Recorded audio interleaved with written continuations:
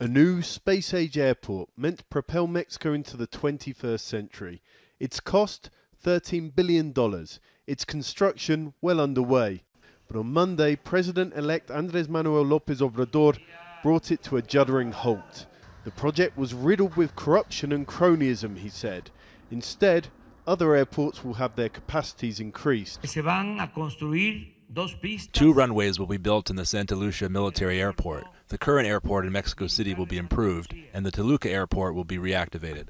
But the decision was about more than just the airport or the markets. For many, it was an early sign of how the president-elect plans to govern. He said he'd let the people choose the way ahead via a national referendum. But when it was finished this Sunday, it was widely panned.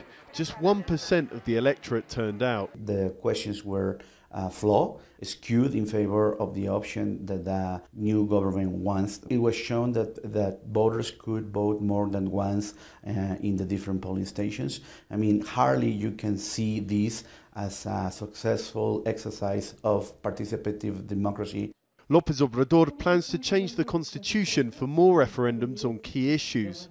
But that's not the sort of decision-making that will tempt future investors, say business leaders.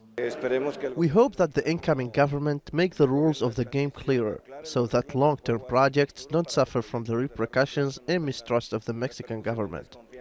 At the stock exchange, those repercussions were already being felt. The drop in the peso is a real reflection of the deep concerns of the markets and the business community. But the president-elect says that he's not governing for them, he's governing for the people, and first and foremost, the poor.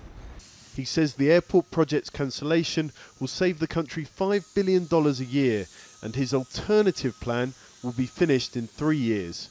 By that time, Mexicans will also have a clearer idea of who they voted into power.